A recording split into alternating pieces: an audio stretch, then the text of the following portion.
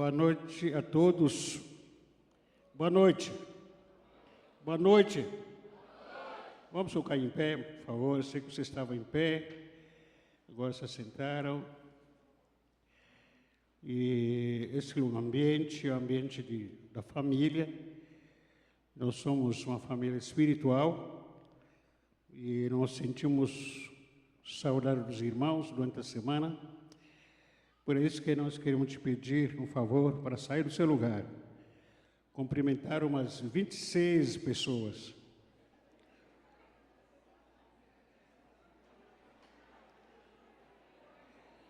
Cumprimenta 26 pessoas, vai.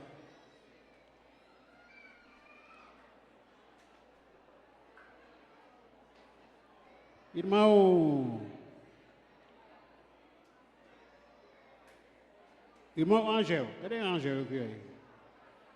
Ángel, cadê ele? Viu o irmão Ángel aqui? Ángel, está calor aqui. Está calor aqui. Está calor aqui. Está funcionando aqui? Aqui.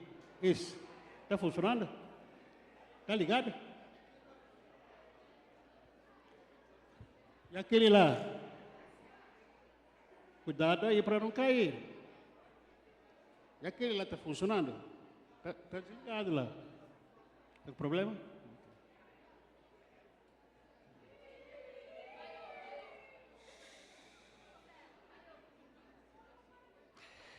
Vamos orar?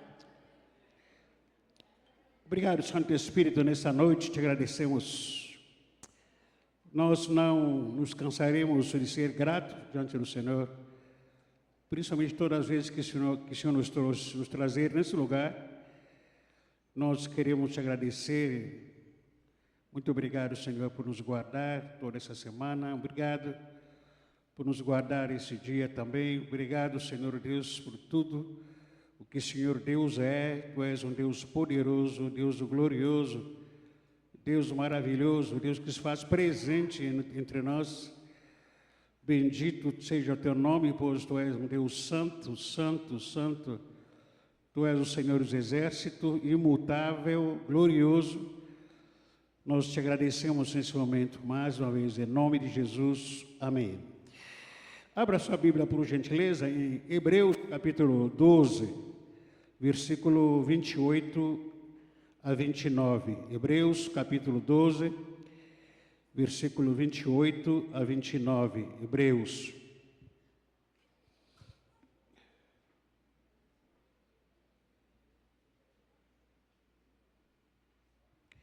Hebreus, capítulo 9, capítulo 12.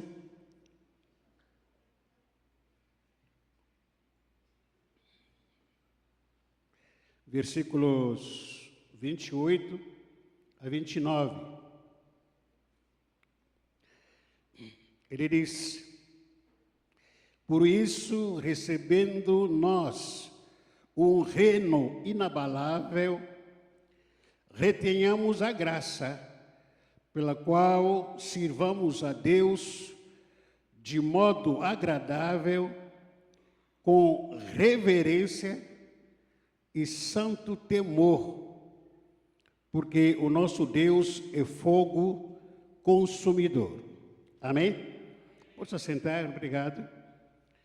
Há muito tempo que eu não prego sobre esse assunto, mas eu, nesses últimos dias, tenho orado e como sempre, Deus colocou essa palavra no meu coração, sobre o temor do Senhor. Há um livro que está hoje, livro evangélico, na livraria. O autor, quando ele, na capa do livro, ele pergunta: para onde foi o temor do Senhor? E, logicamente, ninguém responde, né? Mas o que é o temor do Senhor? O temor do Senhor está além do medo, não é medo, porque nós amamos a nosso Deus. E a Bíblia diz que no amor não há medo. Não é medo. O que é o temor do Senhor? O temor do Senhor é quando você desenvolve uma cultura de reverência, de respeito, admiração por Deus, que é o Deus Todo-Poderoso, o Deus que é santo, sublime, um Deus grandioso, um Deus justo, um Deus maravilhoso, um Deus que reina absoluto, imutável, um Deus soberano. Soberania significa Ele é autossuficiente, Ele não deve satisfação para ninguém, Ele é chefe sobre tudo e sobre todos. Por mais que você não aceita algumas vontades deles, mas Ele não está nem aí comigo. Então, Ele é soberano. Ele manda e desmanda. Aquela palavra, aquela brincadeira que a gente fala. Ele manda soltar e manda prender. Então, Ele é soberano. Ele é o Senhor dos exércitos, esse Deus. A quem nós devemos temer, desenvolver uma cultura de reverência. Ele é o Senhor dos exércitos, Ele é o advogado fiel, juiz, dono de tudo, dono de ouro e prata.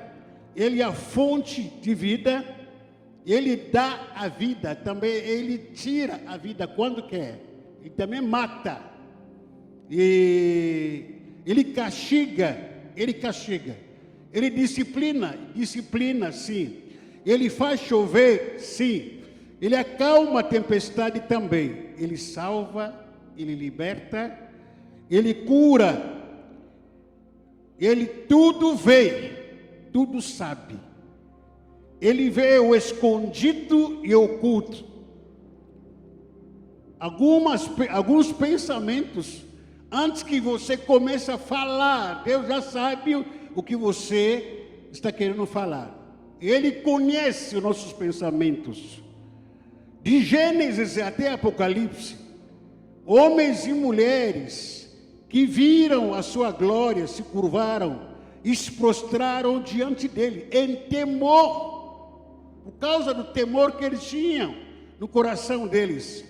Quando Deus apareceu, ou o Senhor apareceu, para Moisés diante da sarça ardente, com fogo e chama, o Senhor disse para Moisés: tira a sandália, porque o lugar em que você está, ele é santo. Quando o profeta Isaías viu a glória do Senhor, ele disse: ai de mim, estou perdido, pois os meus olhos, os meus lábios são impuros. Paulo diz sobre o Senhor: ao Rei eterno, imortal, invisível, o único Deus, a Ele seja dada a glória, a honra, para todo sempre. Amém. Em Deuteronômio capítulo 10, versículo 12 a 13. Agora, pois, ó Israel, que é que o Senhor teu Deus pede de ti, senão que temas ao Senhor teu Deus, que andes em todos os seus caminhos e o ames e sirva o Senhor teu Deus com todo o teu coração e com toda a tua alma, que guarde os mandamentos do Senhor e os seus estatutos que hoje te ordeno para o teu bem. Provérbios capítulo 8, versículo 13, Salomão escreve: o temor do Senhor é odiar o mal, a soberba e a arrogância, o mau caminho e a boca perversa, eu odeio, diz o Senhor. Temer ao Senhor não é ter medo, como falei no começo, não é ter vergonha dele, porque você é filho de Deus. Quem tem filho não tem medo de Deus. Quem é filho, não tem medo do seu pai. Não tem medo do seu pai. Só quando você comete alguma coisa errada, até como pai humano, né, quando a gente convive, ou aquele que tem pai, a gente tem aquele amor, aquele relacionamento comum de um pai para com o filho. Só quando o filho apronta, aí começa a se esconder do pai, porque sabe que aprontou, né? Mas nós não podemos ter medo do nosso pai. No livro de Apocalipse, capítulo 4, versículo 8, João escreve: a cada um desses 4 seres viventes tinha 6 asas, que estava coberto de olhos nos 2 lados. A visão e a revelação que o João teve. E dia e noite não parava de cantar assim: Santo, Santo, Santo é o Senhor Deus, o Todo-Poderoso, que era, que é, o que há de vir. Cada vez que os 4 seres viventes cantavam hinos de glória, honra e agradecimento ao que está sentado no trono e que vive para todo sempre, os 24 líderes caíam de joelho diante dele e o adoravam e atiravam as suas coroas diante do trono e diziam: Senhor nosso e nosso Deus, tu és digno de receber glória, honra e poder, pois criaste todas as coisas por tua vontade, elas foram criadas e existirem. O que levaram esses anjos a se prostrar diante do Senhor? O que levavam aqueles anjos, aqueles anciãos cantando Santo, Santo, Santo? O que levou eles para isso? Se manter cantando aquele lugar: tu és santo, Senhor. Tu és digno, Senhor, de receber a honra e a glória, o louvor para todo sempre. O que manter? Essa é talvez uma pergunta que nós fazemos comumente. O que mantinha os anjos? Esse dia eu estava conversando com meu filho, dirigindo o carro.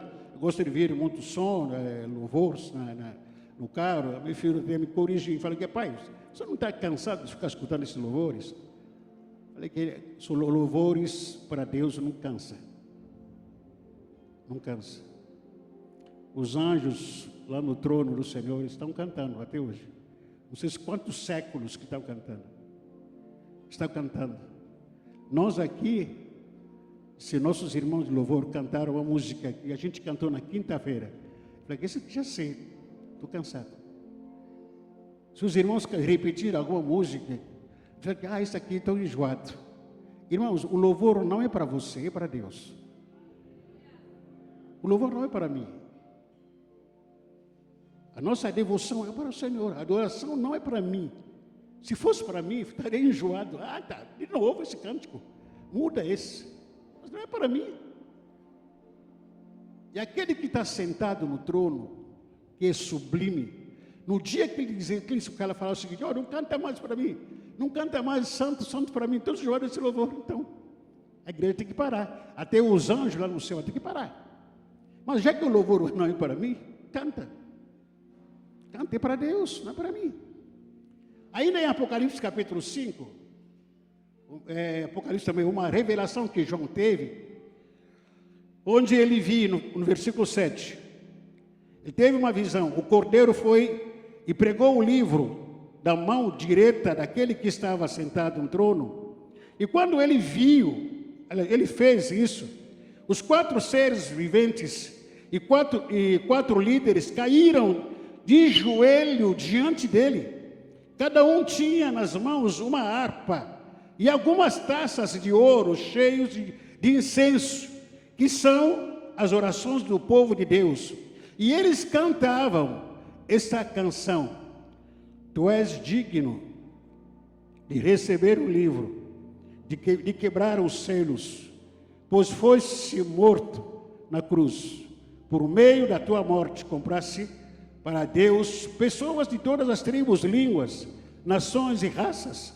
Tu fizeste com que essas pessoas fossem um reino de sacerdotes que servem ao nosso Deus, e elas governarão o mundo inteiro. Olhei outra vez e vi muitos anjos, milhões e milhões deles estavam de pé em volta do trono dos 4 seres viventes e dos líderes, e cantavam com vozes: o cordeiro que foi morto é digno de receber o poder, sabedoria, força, honra e glória e louvor. Então, ouvi todas as criaturas que há no céu e na terra, debaixo da terra e no mar, isso aí, todas as criaturas do universo que cantavam àquele que está sentado no trono e ao Cordeiro.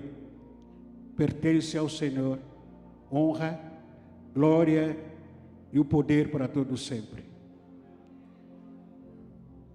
Ao que está sentado no trono. Cantavam.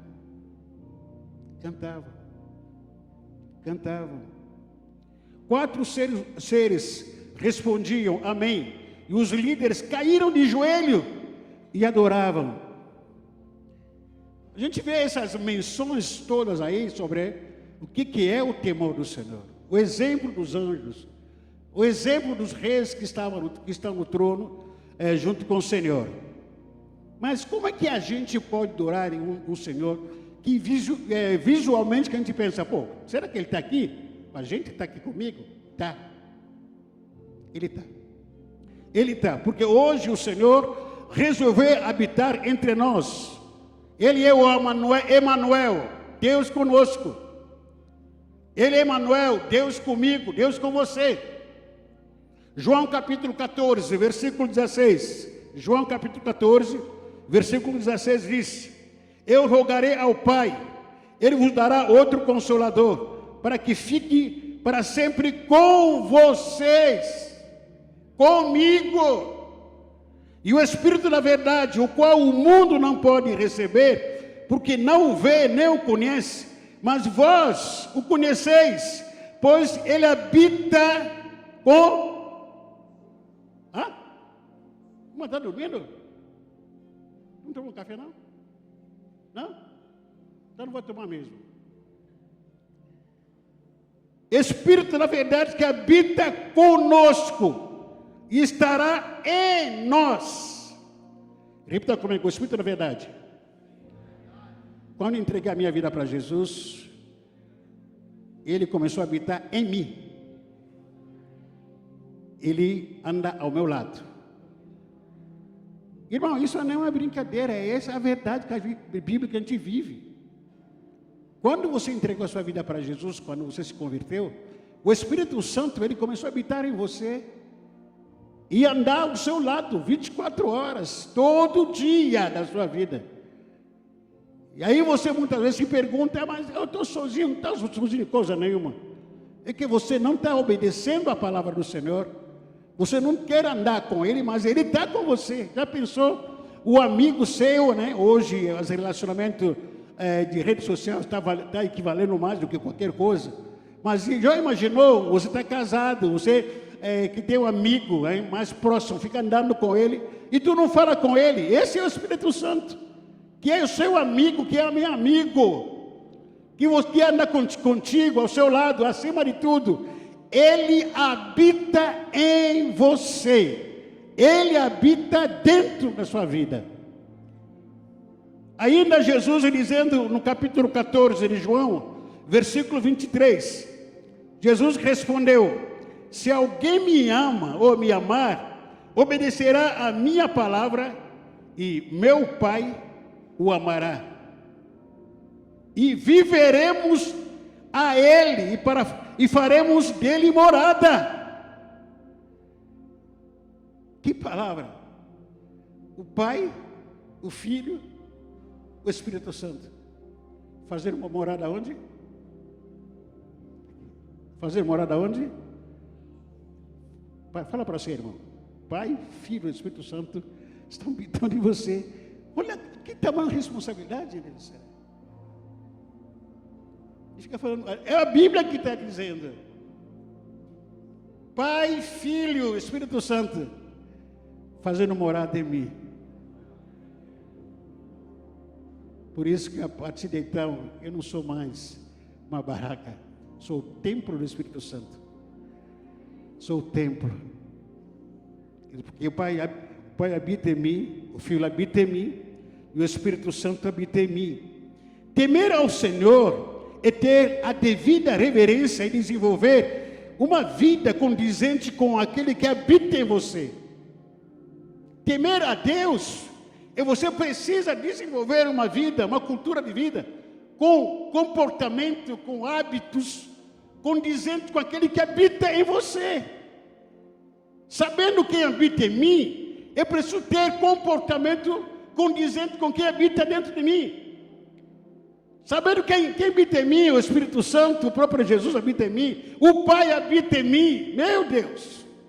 Eu preciso ter comportamento, atitude condizente com aquele que habita em mim. Porque a Bíblia diz que a boca fala do que está cheio o coração. E se Deus habita em mim, se o Pai habita em mim, se o próprio Filho habita em mim, se o Espírito Santo habita em mim, eu não posso desenvolver uma vida de mentira, que não é condizente com aquele que habita em mim. Eu não posso desenvolver uma vida de imoralidade, porque isso não está condizente com aquele que habita em mim. Se o Pai habita em mim, o Filho habita em mim, o Espírito Santo habita em mim, eu não posso desenvolver uma vida de palavrões, porque não condiz com aquele que habita em mim. Porque quem habita em você? O Pai, o Filho e o Espírito Santo. Repita comigo, quem habita em mim?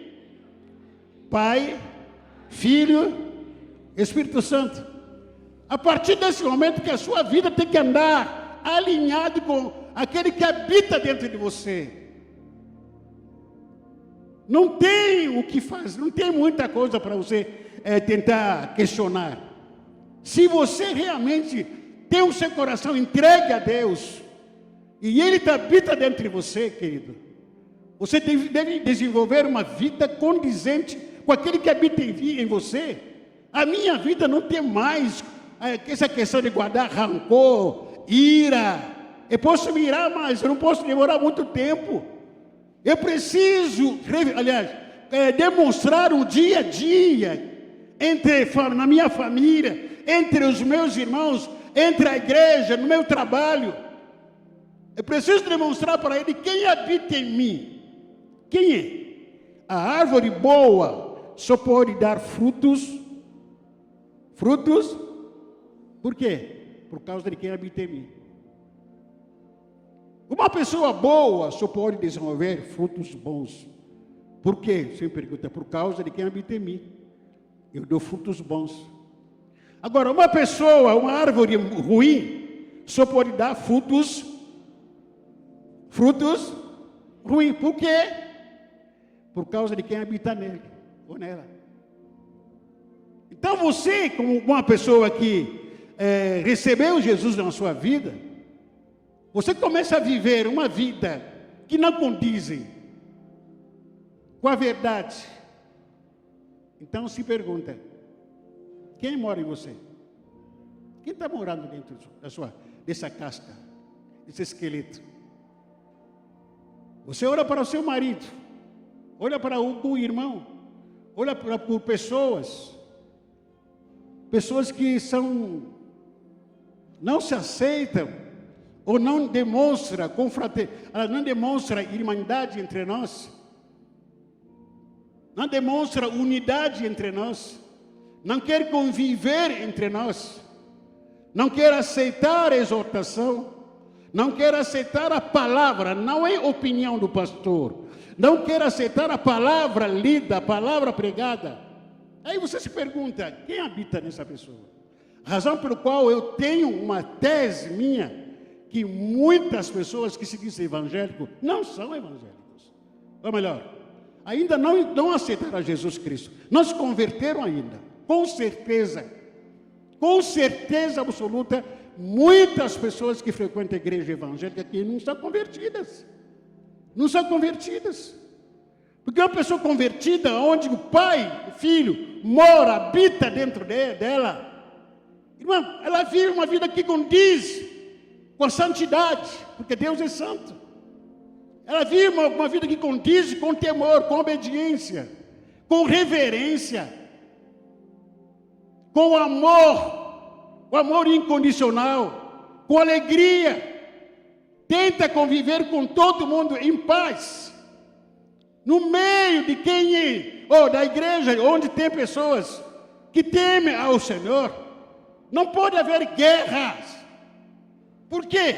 O que habita em nós é Ele que diz, Ele que vive essa vida. Já pensou o Pai guerreando contra o Espírito Santo? O Espírito Santo guerreando contra o Filho? Tem nexo isso? Não há isso. Não existe isso.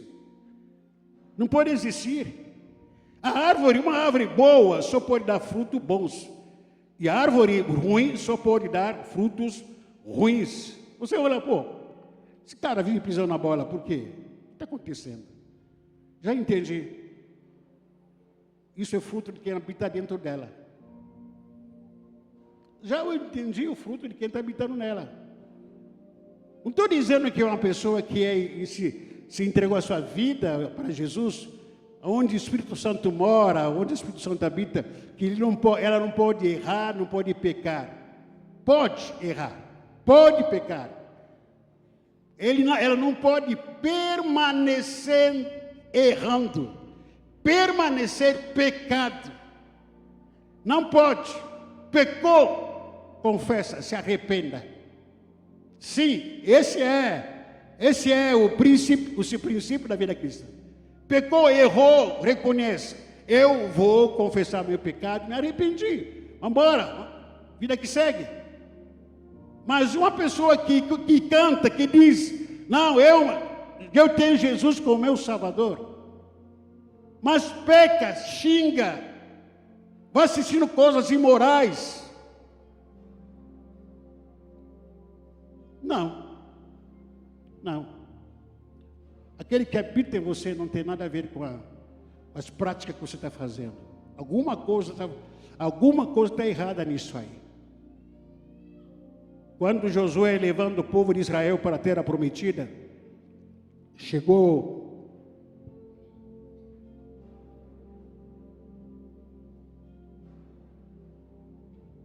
o povo no meio do caminho começaram a se envolver com a idolatria, porque os ídolos atraem, porque os desejos deles queriam saciar os seus apetites carnais. E quando o Senhor disse, revelou para Josué, capítulo 3, versículo 5, Josué disse para o povo: santificai-vos, porque amanhã o Senhor fará maravilhas no meio de vocês. Por que nós não vemos mais milagres hoje acontecendo? Por que a gente não vê mais os milagres acontecendo hoje? Se Deus não mudou, se o mesmo Deus de ontem, o mesmo Deus de Abraão, Isaac, Deus de Josué continua o mesmo Deus. O que está de errado no dia de hoje? Por que a gente não vê mais os milagres acontecendo? Porque está faltando muito a santidade no meio da igreja. O temor sumiu. Não há mais reverência entre aqueles que se dizem de filho de Deus. Não respeitam mais o Senhor. A falta de reverência é falta do respeito.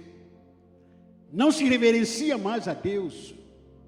Não tem mais aquela cultura de reverência, de respeitar o Senhor que habita em mim, que é o dono da igreja, que está no nosso meio, que Deus está aqui entre nós. Não é reverenciado, não é respeitado mais, não é.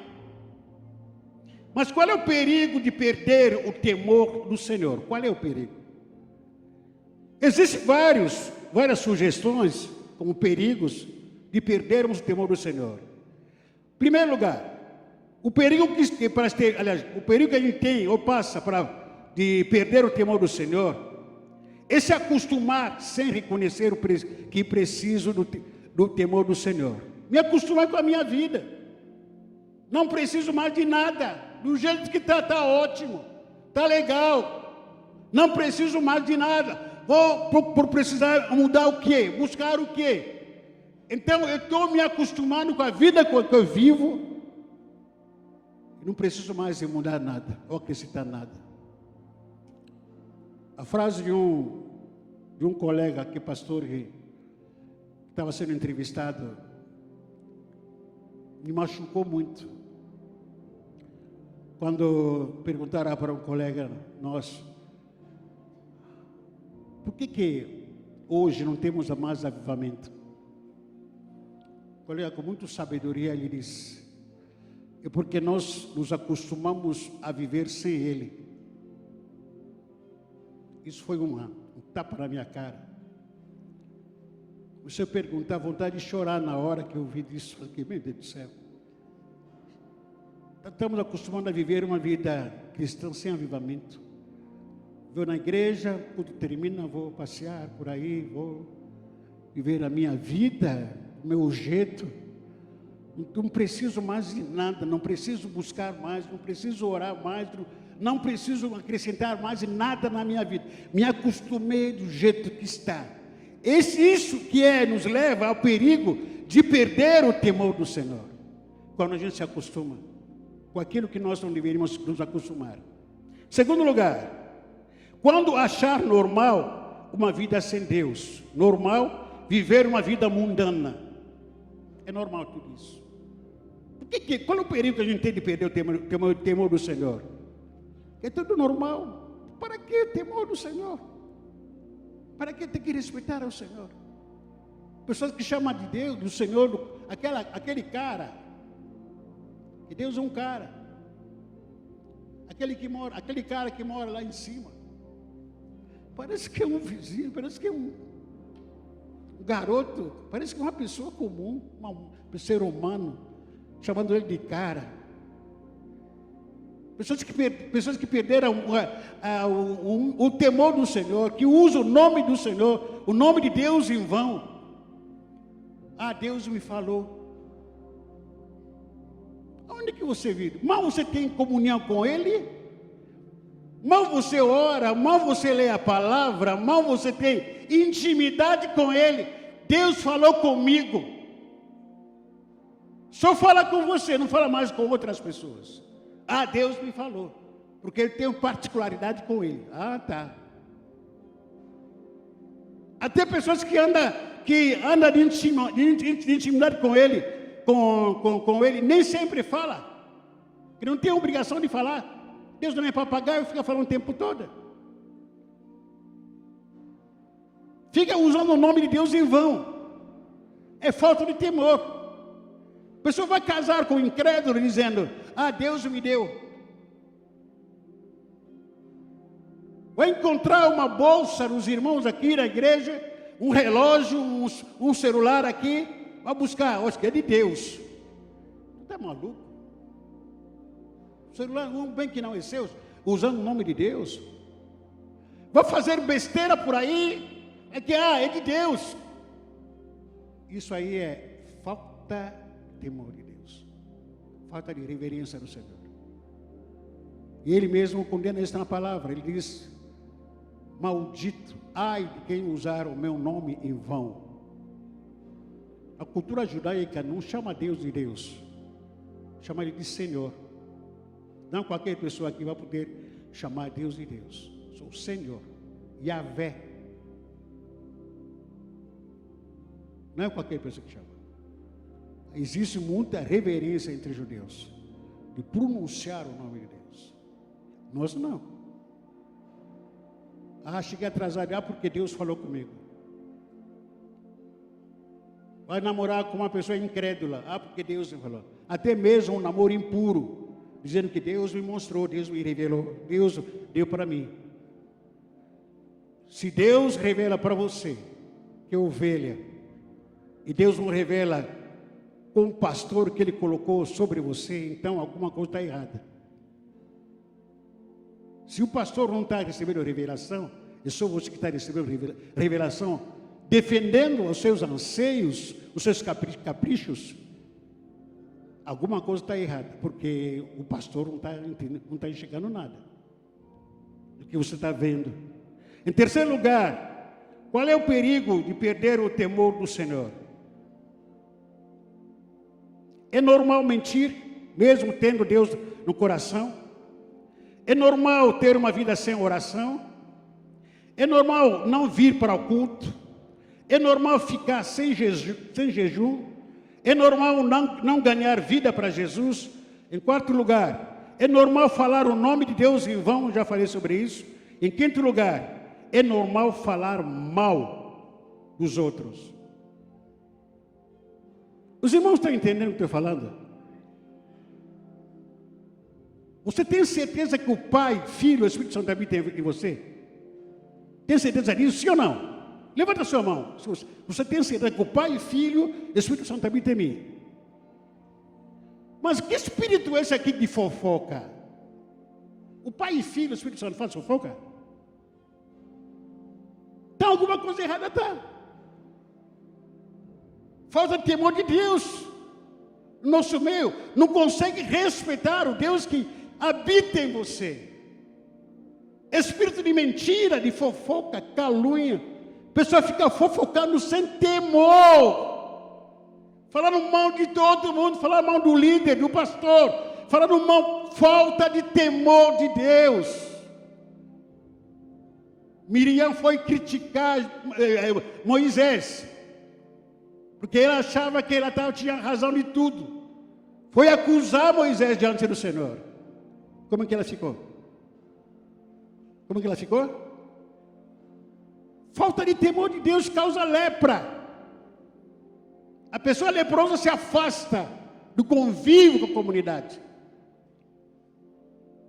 A pessoa diz que tem temor de Deus, mas é fofoqueira, língua rudo. Que temor de Deus é esse que tem que ser questionado, perguntado? Que Deus é esse que habita em você, que você não respeita?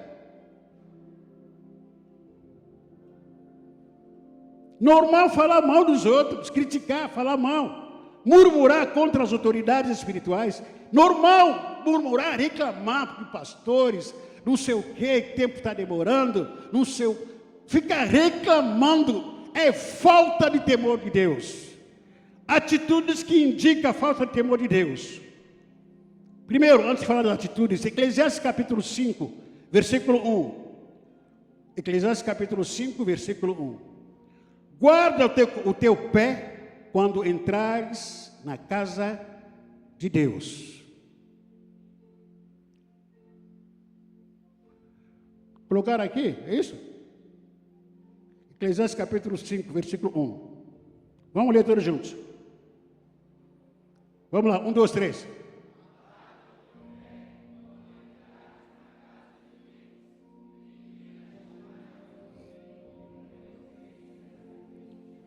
Guarda o teu pé. Temer ao Senhor é odiar todo tipo de mal, de pecado. Não aceito, não concordo, não quero. Os amigos, amigas dizendo para você, vamos fazer, vamos participar, vamos comer, vamos beber. Quem tem temor de Deus diz, não, não, não, não. Eu prefiro perder vocês, vai embora, da minha vida, do que perder a Deus. Não tem concordância. Odeio o mal, todo tipo de pecado, maldade, injustiça, mentiras, calúnia, odeio fofoca, adultério, pornografias, odeio. Porque temer a Deus, ter temor de Deus, perdão, é você reverenciá-lo, porque Ele está com você todo dia. Você está dormindo, Ele está aí ao seu lado. Você está mexendo com o celular, vendo mulher pelada, homem pelado, conversando naquele momento. Deus está ali presente, assistindo, vendo para você. Agora imagina qual é a reação dele quando você vê no celular uma mulher pelada, um homem pelado, homens e mulheres fazendo pornografia. Qual é a imagem de Deus? Qual é a reação dele que ele tem? Te pergunto. Talvez feche os olhos, com vergonha. O que meu filho está vendo? Ou se afasta. Se afasta. Qual é a atitude de Deus na hora que você está falando mentira? Como é que Ele vê você? Na hora que você está fazendo coisas erradas. Na hora que você está assistindo cena de pornografia, roubando dízimo lá, não quer dar dízimo, não quer entregar. Você não está trazendo para pastor, é mais para Deus, que vê o culto escondido. Como que Deus reage nisso? Ah, não vou dar oferta. Você causa inimizade no meio do povo de Deus, preconceitos. Ah, eu queria que meu pastor fosse negão, eu queria que fosse loiro, queria que fosse... Não, eu não gosto de negro, eu não gosto de branco, eu não gosto de morena, não gosto de assim, não gosto de homens que fedem, não gosto de mulher que cheira mal. Por que você tem que criar todo esse preconceito? E hoje em dia, a igreja evangélica se tornou balcão de julgamento. É lugar de julgar, como canso de falar aqui. Nós não queremos ver mulher, ou homem e mulher, cometendo coisas erradas. Como se nós fôssemos a última bolacha do pacote, ainda quebrada. Como se nós fôssemos os santos dos santos, assentados junto com o Rei da Glória. A gente não comete pecado, a gente não comete coisas erradas, nós somos perfeitos. Basta de olhar para aquele irmão, aquela irmã, já a gente condena, já sei, ele é pecador. A história da mulher adúltera que foi apanhada em adultério está sendo trazido de volta no meio da igreja. Eu fico olhando para aquela cena, a mulher que foi apanhada em adultério. Não é que estou torcendo para adultério, não é que estou aplaudindo para o pecado, mas aquilo que está julgando que a pessoa cometeu é igualzinho, com mentira, com maus pensamentos, com comportamento bizarro que você tem, que afasta Deus de você, igualzinho. A mulher adúltera foi apanhada em adultério, carregaram ela, arrastaram ela para chegar aos pés de Jesus. Os fariseus, os judeus, pedreja, mata ela, porque nós pegamos ela adultéria. Jesus não falou nada, começou a escrever na areia. Quando ele levanta, ele diz: quem entre vocês não tem pecado, então que joga a primeira pedra. O que aconteceu?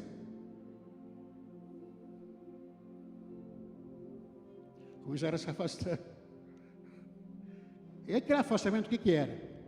Como se a consciência dele acusava eles. Eu também adulterei ontem. Ontem soneguei imposto. Ontem matei. Ontem falei mal. Ontem caluniei. Então somos iguais. Se a mulher adúltera estivesse aqui, ia ser condenado por muitos de nós. Muitos de nós se condenaria a ele. Jogaria pedra em cima dela. Diz que não. Porque nós somos iguais, da mesma maneira. Somos tratados ao mesmo nível. A igreja virou tribunal. Em nome de Jesus, esse espírito está repreendido. Em nome da igreja. Em nome de Jesus. Eu já sei onde que Deus me tirou. Poucas pessoas conhecem a história da minha vida é a minha esposa. Quem gostaria de entender um pouquinho, só um pouquinho, da história da nossa vida, que compra o livro lá atrás, O Propósito da Sua Dor. Compra o livro lá. Para poder entender só um pouquinho. Para quem vê a gente, eu e a pastora, e não somos marajás, somos ricos. Deus mudou nosso cativeiro. Já fomos xingados de tudo. Não é todo mundo, mas a maioria, talvez alguns. Existe muito preconceito no Brasil. Preconceito camuflado. Não nego isso. Também não estou preocupado com isso. Não me preocupo, sinceramente. Mas o existir preconceito, ninguém vai me convencer que não existe. Ninguém. Ninguém pode me convencer que no Brasil não existe preconceito. Até no meio da igreja. até no meio dos pastores. Mas isso aí para mim tanto faz, porque eu sei quem me chamou. Eu sei quem me criou, quem é. Isso não me abala, não me abala. Eu e a pastora, nós sofremos e muito, no começo, aqui no Brasil. Muito, muito. Vontade de sair daqui fugindo, correndo. A gente não aguenta mais. Principalmente a minha esposa, que tinha depressão naquela época. Africanos que vêm correr de fome aqui no Brasil. Como se lá não tivesse, lá não tem comida. Tenta ir lá, para ver o que está lá. Correr de fome aqui. Amo o Brasil hoje, Deus colocou esse paixão, esse amor para o Brasil, para os brasileiros. Mas nunca tive com todo respeito, eu nunca tive uma expectativa, uma vontade, um dia eu quero conhecer o Brasil. Nunca. A minha vontade é conhecer a Europa. Essa era a minha vontade. Queria buscar, só queria ir para a Europa. Como falei aqui, não sei se contei aqui, foi ontem que contei sobre isso. Onde que tem os meus sobrinhos que moram lá, até me pergunta, de vez em quando até hoje, tio, o que você está fazendo no Brasil?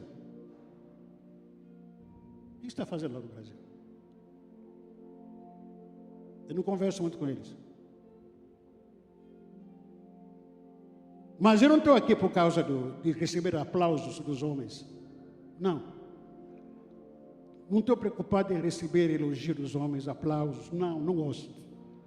Não gosto. A minha preocupação é receber aplauso lá. Lá. Aqui não. Aqui. Não preciso. Não estou preocupado em receber elogios dos homens.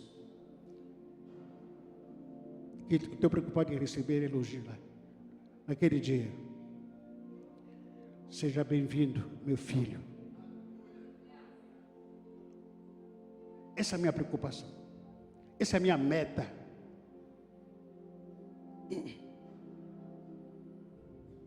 Mas existe preconceito? Existe. Quando a igreja vira um tribunal de julgamento, quando as pessoas fazem a obra do Senhor relaxadamente, de qualquer maneira, falta de temor do Senhor.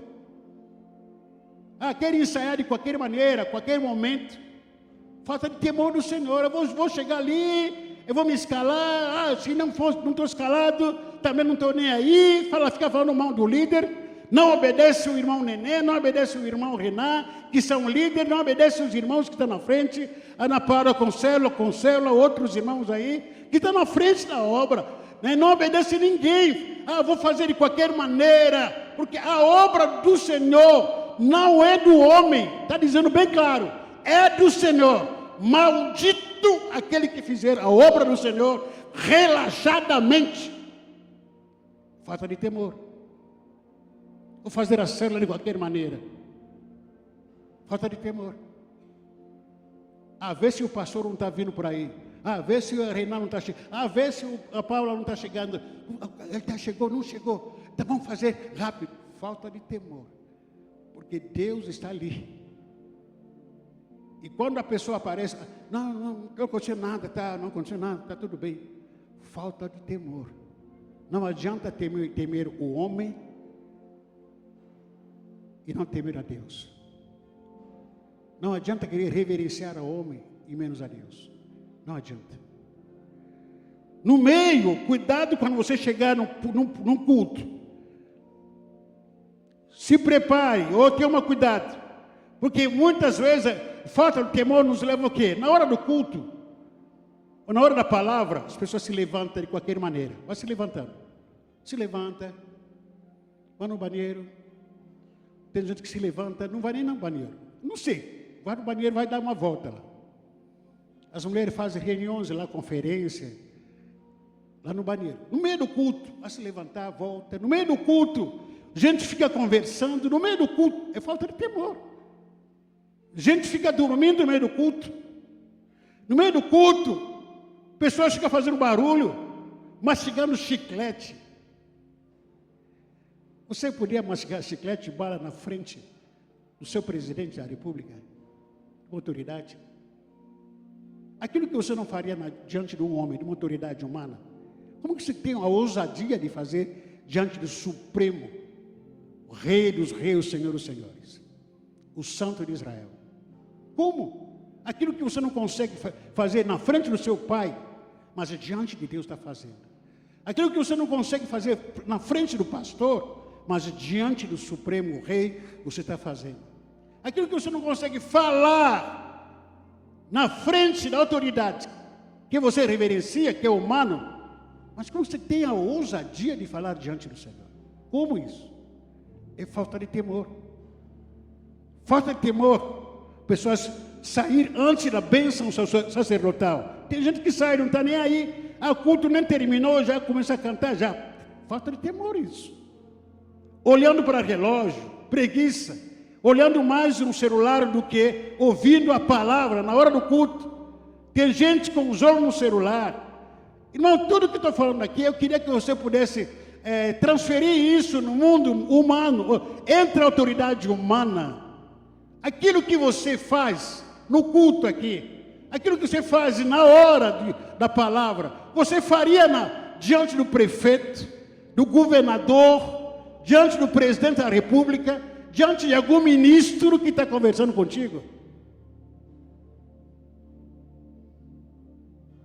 Me lembra do doutor Neto, cardiologista. Hoje está doente, infelizmente. Primeira vez que foi lá me consultar com ele, estava na mesa. Ele começou a conversar comigo. Meu celular estava desligado, estava ligado. Aí tocou o celular. E eu olhei para o celular. Ele falou: aqui você tem que desligar o celular. Lógico, tem razão. Desliguei o celular. Se eu posso ligar o celular diante do médico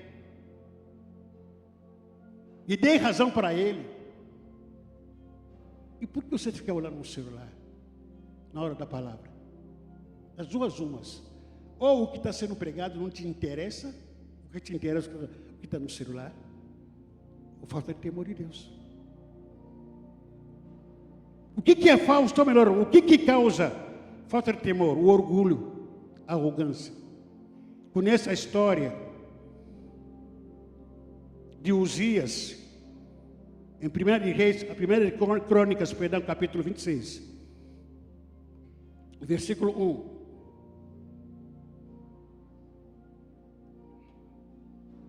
Todo o povo de Judá proclamou rei a Uzias, que tinha 16 anos, em lugar de seu pai, Amazias.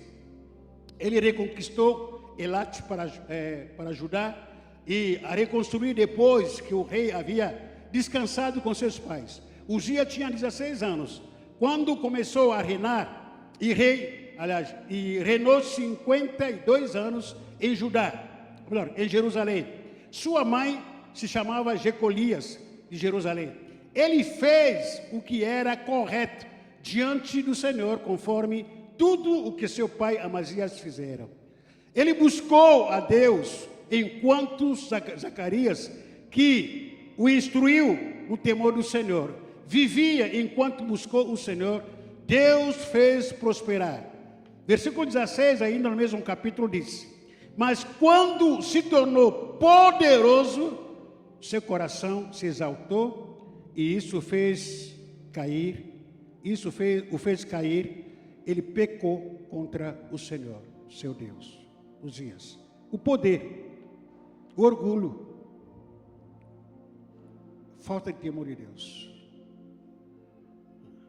Guarda o teu pé quando entrar na casa de Deus. Irmãos, presta atenção, por favor. O Senhor não permanece em lugar nenhum aonde Ele não é temido. Repito, o Senhor não fica em lugar onde não é temido. O Senhor não permanece na vida de uma pessoa aonde Ele não é temido. não é respeitado, aonde Deus não é temido, Ele não permanece. Traz isso para nosso relacionamento. Você vai num grupo, num ambiente onde você como ser humano, não é respeitado. Vai continuar indo lá? Vai continuar indo? Sim ou não? Você frequenta algum lugar, participa em algum lugar, de vez em quando você vai lá. Ou vai lá tomar um chá, tomar uma cerveja, tomar uma cachaça. Você não é respeitado. Só continua indo? Sim ou não? Deus não permanece em lugar onde Ele não é temido. Deus não permanece na pessoa onde Ele não é temido, não é reverenciado, não é respeitado. Ele não vai permanecer. Ele não vai permanecer. Deus não permanece.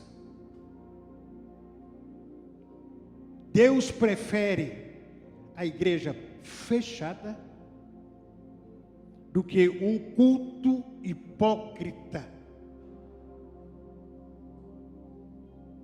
Deus prefere fechar as portas aqui do que um culto hipócrita, onde se faz de conta.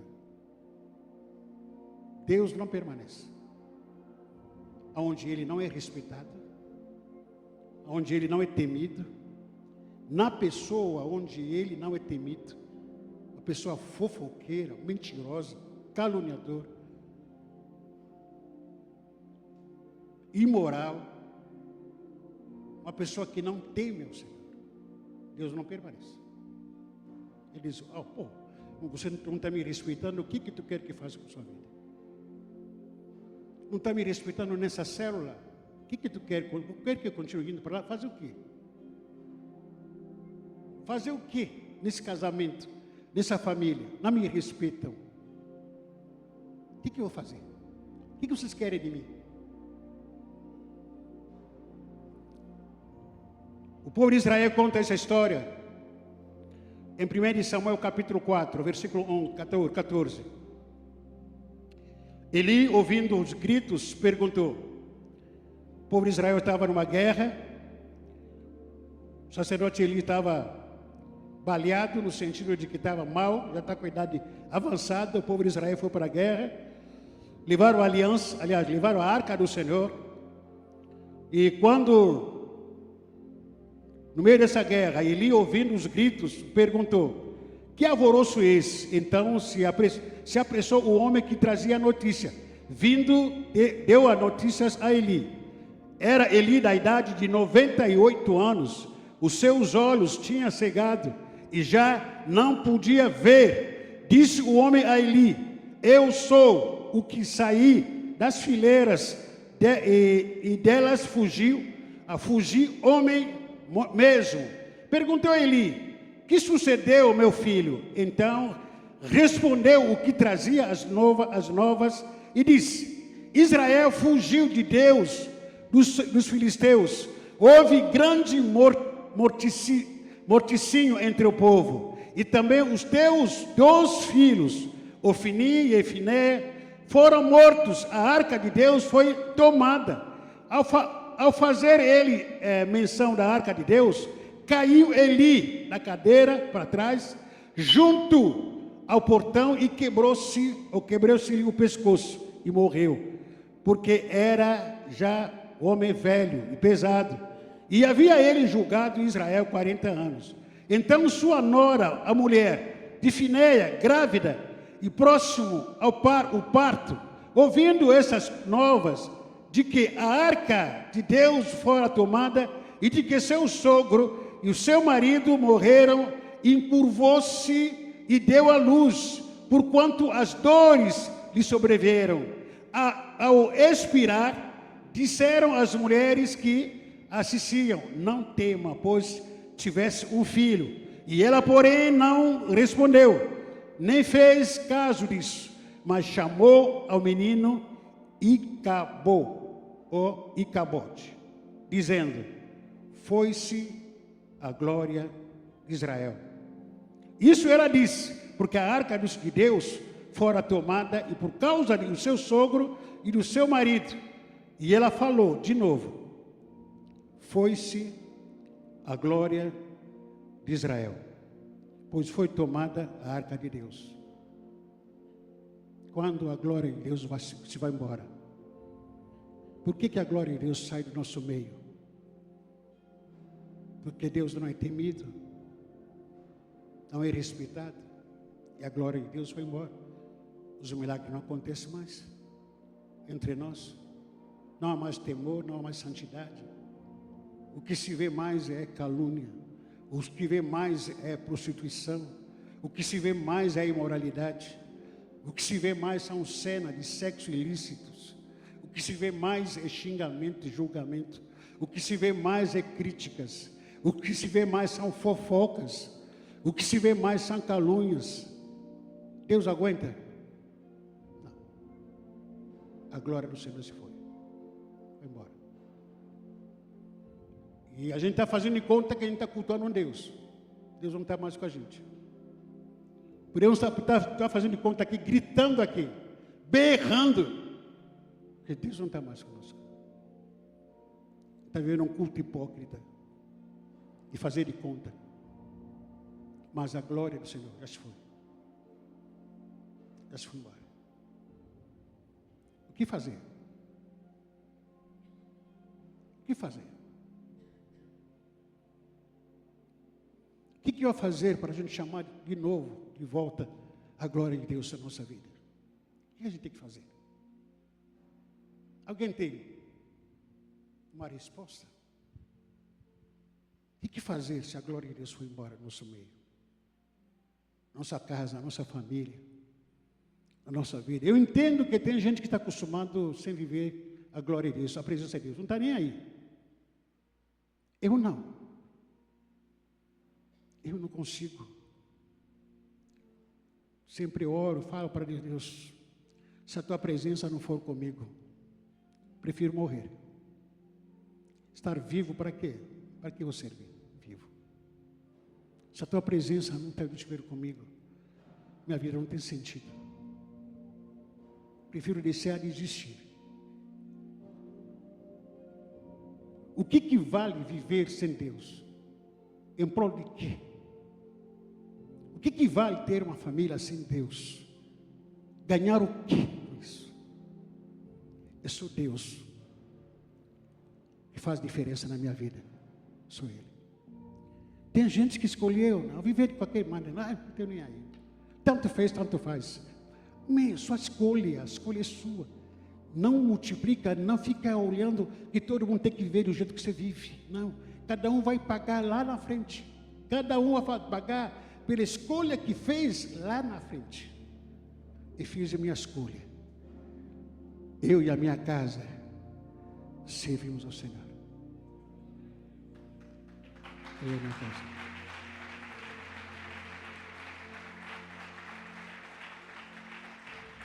O que fazer? Como fazer para trazer a glória de Deus de volta? Vou concluir com o Salmo 51, para a gente terminar e orar.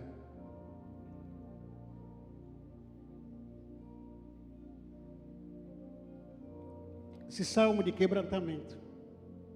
Esses dias nós estou lendo muito, até na classe da escola dominical, temos compartilhado muito sobre esse salmo. O Salmo 51, salmo de confissão, onde que o rei Davi, ele adultera, não só adulterou, ele mata o seu melhor amigo. E o rei Davi poderia deixa para lá, já aconteceu mesmo, não estou nem aí. Mas um homem de Deus, um homem segundo o coração de Deus, temente ao Senhor, ele se humilha. Salmo 51, ele escreve. Veja, pelo menos 2 primeiros versículos. Vou comentar depois de terminar. Compadece-te de mim, ó Deus, segundo a tua benignidade, e segundo a multidão das tuas misericórdias, apaga as minhas quê? Transgressões. Versículo 2, lava-me completamente da minha, do que? Da minha, e purifica-me do meu pecado. Faz uma rápida análise aqui, nesses 2 versículos. Parece que é falta de palavra, o salmista está usando, parece que palavras ou expressões similares, sinônimos, não é? Não é. Que existe uma grande diferença entre transgressão, iniquidade e pecado. E Davi, como homem segundo o coração de Deus, ele poderia se envaidecer, como muitos de nós quando nós confessamos nossos pecados, nós pecamos em avarezo e confessamos no atacado. Eu vou me ajoelhar no teu pecado, meu Deus do céu, perdoa toda a multidão dos meus pecados, perdoa todos os meus pecados. Eu pequei no avarezo, um por um, mas na hora de confessar, Senhor, perdoa todos os milhões de multidão de pecados. O homem segundo o coração de Deus é aquele que reconhece que tipo de pecado cometeu. O que é transgressão? Você vê Davi repetindo transgressão, iniquidade e pecado. Pecado é errar o alvo, é você viver fora do propósito daquilo que Deus te criou. Isso é errar o alvo. Transgressão, o que é? Transgressão é quebrar princípios, quebrar leis, infringir leis, regras. Por exemplo, não pode passar no semáforo vermelho. Por exemplo, não pode não ter que pagar imposto de renda. É lei. Comprou no cartão de crédito, tem que pagar. É lei. São algumas leis que o povo de Israel obedeciam. Não é isso que eu falei, logicamente. Transgressão existe, aliás, significa não matará, não adulterará. O que Davi fez? Matou e adulterou. Transgrediu a lei. E quando Davi confessa, ele começa a confessar: Senhor, eu transgredi, me perdoa. E a iniquidade, o que é a iniquidade? Iniquidade sai aqui do coração, pensamentos impuros. Aquilo que Jesus diz em Mateus capítulo 5, versículo 27. Qualquer um que olhar para a mulher do outro com a intenção, maus pensamentos. O próprio Jesus diz que é o que sai no coração de vocês, que contamina vocês. O que sai no coração? Maus pensamentos, violência, roubo, todas as más intenções que saem por aqui. Essa aqui, iniquidade. Tudo aquilo que você maquina por dentro, que ninguém vê, iniquidade. É isso que aconteceu com Davi. Davi estava na sua casa de folga. Ele olha para a janela, uma mulher linda, tomando um banho. Imaginou, iniquidade. Começou a pensar, queria que fosse minha mulher, iniquidade. Qual é o plano? Ninguém está vendo Davi fazendo uma coisa dessas. Só analisando, só maquinando por dentro. Eu vou chamar ela para a minha casa, iniquidade. E quando chama, traz a mulher do seu melhor amigo para a sua casa. E teve um caso com ela, transgrediu. Transgrediu. Não adulterará. Adulterou. Não matará. Davi maquinou. Bom, tive um caso com a mulher do meu melhor amigo, o que eu faço? Preciso arquitetar um plano para esconder esse meu pecado. Então a iniquidade é aquilo que você premedita Aquele planejamento que você faz no seu coração, ninguém está vendo, mas você já planejou. Ninguém está vendo, você já começou a meditar, começou a imaginar, a ter ideias imorais, planos malucos, planos endemoniados, planos que não tem nexo, não tem temor de Deus. Começa a imaginar, olhei, gostei, olhei aquilo, aquela menina me chamou a atenção, já começou a imaginar, isso aí é iniquidade. A transgressão, quando você vai, toma aquele homem, aquela mulher que não é sua, vai sair com ela, você transgrediu. E quando Davi, ele confessa, querendo trazer a glória de Deus de volta, Davi se humilha, dizendo, compadece de mim, ó Deus, segundo a tua benignidade, segundo a multidão das tuas misericórdias, apaga as minhas transgressões, lava-me completamente da minha iniquidade, purifica-me do meu pecado, pois eu reconheço as minhas transgressões. O homem segundo o coração de Deus, não aquele que não peca, mas aquele que, quando peca, se quebranta. Ele fala detalhe por detalhe, onde eu pequei. Qual é o mal que causei, Senhor? Tenha misericórdia de mim, Senhor. Consequência do pecado. Já contei que a história de um colega pastor, lá em São Paulo. A esposa dele estava grávida, esperando nascer neném. Tinha uma filha de 2 anos, pequenininha. E esse pastor começou a fletar uma mulher. Essa mulher era prostituta, aidética. Saí com ela. Teve um caso com ela. O que aconteceu? O pastor foi contaminado. E a doença começou a se manifestar, violentamente. A ponto de quase querer acabar com ele, na hora. Aí o pastor que nos mandou essa mensagem, ele foi visitar o pastor que estava doente, na cama, gemendo. Ele gemendo, desesperado, já sabia que ia morrer. Gemendo na cama, ele pediu para o pastor que nos mandou essa mensagem, dizendo,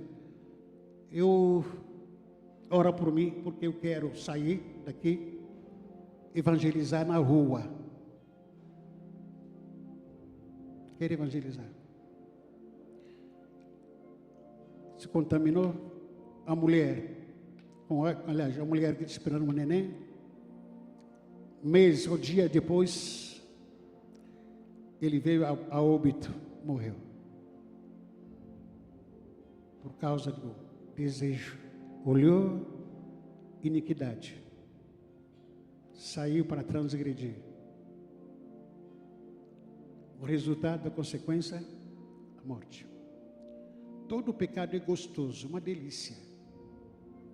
Todo pecado é gostoso, uma delícia. O que não é gostoso são as consequências.